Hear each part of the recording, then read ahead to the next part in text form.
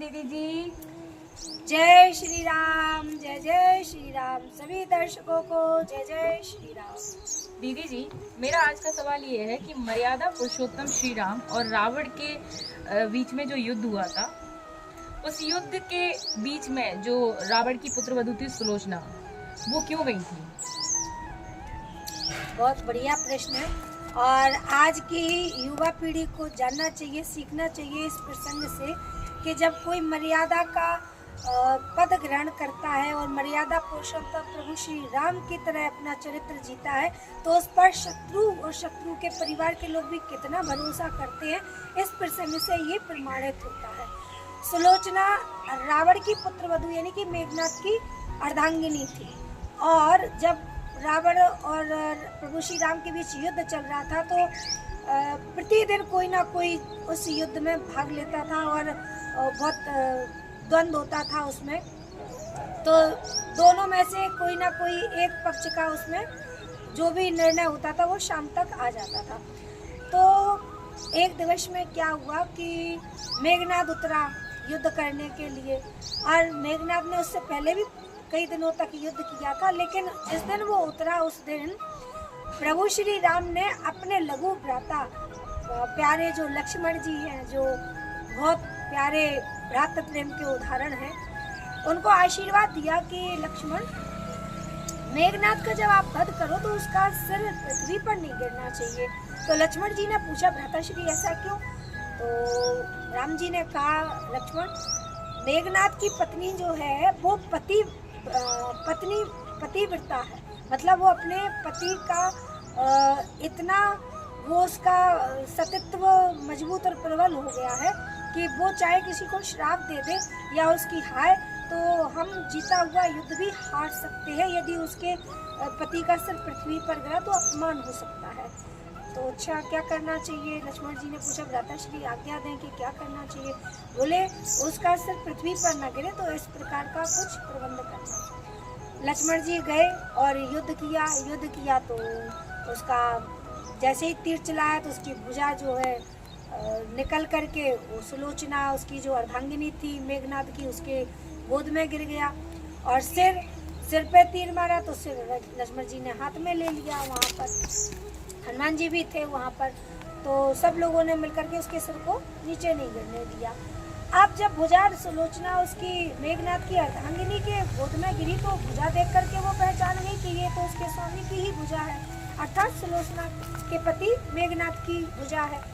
तो सुलोचना ने कहा कि यदि सच में तुम मेरे पति की भुजा हो, यानी कि सुलोचना के पति की भुजा हो, तो लिख के बताओ, प्रमाणित करो।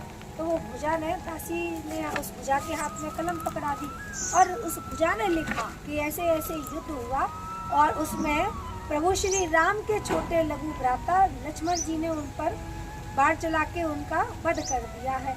सुलोचना को पता चला तो वो विलाप करने लगी, रोने लगी, अपने ससुर माने रावण के पास गई और उसने रावण को बोला कि पिताश्री, आज आपके पुत्र का वध हो गया है और आप जो है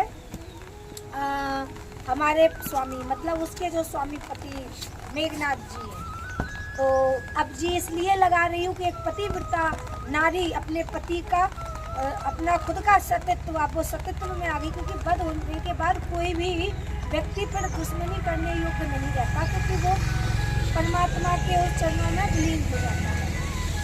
तो रावण ने कहा कि नहीं पुत्रवधू, हम वहाँ वो राम जी का शिविर है, हम वहाँ नहीं जा सकते, तो एक काम करो, तुम चली जाओ। किसको बोला? अपनी पुत्रवधू सुलोचना को बोला, क्योंकि मर्यादा पुरुषोत्तम श्री राम है और एक पत्नी वृता पति है वो। देखो जरा यहाँ सुनने योग्य बात है कि रावण को प्रभु श्री राम पर कितना विश्वास और कितना भरोसा था कि वो अपनी पत्नी, अपनी जो पुत्रवधू है उसको समझा रहा है कि पुत्री तू चली जा राम के शिविर में और कदाचित जो है मेघनाथ का शिर मांग ला, क्योंकि वहाँ बाल ब्रह्मचारी परम भक्त जो है हनुमान जी जैसे वहाँ लोग हैं और परम भक्त लक्ष्मण जैसे भ्रातृ प्रेमी भाई हैं वहाँ, और मर्यादा पुरुषोत्तम जैसे वहाँ उस सारी सेना के अगवाहक करने वाले हैं। तो तुझे वहाँ कोई खतरा नहीं है, तुझे वहाँ चिंतित होने की आवश्यकता नहीं है। और एक नारी और पुत्र वधू को देख करके वो तुझे मेघनाद का सिर अवश्य दे देंगे। तो ये कितनी विचारणीय बात है कि रावण प्रशंसा कर रहा है प्रभु श्री राम की सेना की भी और प्रभु श्री राम के चरित्र की भी। तो ये सीखने वाली बात है। सुलोचना जाती है वहाँ जाकर के, और जैसे सुलोचना को आया हुआ देखते हैं सारे शिविर में कोलाहल मच जाता है कि रावण की पुत्र वधू इस तरह से क्यों आई होगी यहाँ। तो फिर वो प्रभु श्री राम के चरणों में जाकर के प्रणाम करती है और कहती है, प्रभु आप हमारे पति का सिर हमें दे दीजिए। प्रभु श्री राम सुलोचना से वार्तालाप करते हैं और कहते हैं कि पुत्री, मैं इस आपकी दुर्दशा को देखकर मैं बहुत अंदर से क्षुब्ध हूँ और मुझे बहुत पीड़ा और बहुत दुख है इस बात का, लेकिन अब क्या कर सकता है। विधि ने जो कहते हैं ना कि गत विधना की कोई न जाने अजब खेल, रघुवीर का पल से पल में क्या हो जाए अजब खेल। रघुवीर का कौन जान सकता है, ईश्वर की जो इच्छा हो। सुलोचना ने शिकायत नहीं करी, वहाँ पे कोई राम जी के ऊपर टीका टिप्पणी नहीं की। बड़ी श्रद्धा भाव से उसने अपने पति का सिर लिया, प्रभु के चरणों में प्रणाम किया और जो है वहाँ से सिर लेकर के वो वापस आई। और फिर वो अग्निदाह में उस सिर को गोदी में रख करके उसने मेघनाद के शरीर के साथ ही अपना शरीर पूरा कर दिया। तो सती हुई थी सुलोचना, इतनी पतिव्रता नारी थी। तो कहने का तात्पर्य है कि कोई भी नारी किसी भी युग में हमारे भारतवर्ष में रही हो, जितने भी आप उठा के नारियों के चरित्र देख लो, कुछ अपवाद हो सकते हैं। अन्यथा कहते हैं कि 99.99% हमारे भारतवंश की देवियों ने भारतवंश का गौरव अमर किया। इसीलिए तो भारत को भारत माता और सनातन संस्कृति को परम महान कहा जाता है। तो नारियों के ऊपर सबसे ज़्यादा जिम्मेवारी होती है। आजकल की बेटियां सोचती हैं कि अरे हम पढ़ लिख गए हैं, तो पढ़ना लिखना, उस जमाने में भी पढ़ी लिखी नारियां होती थी। अगर नहीं होती तो जो भुजा ने लिखा था वो सुलोचना कैसे पढ़ पाती। तो पढ़ी लिखी थी तभी तो पढ़ पाई। कहने का अर्थ है कि शिक्षा हमारे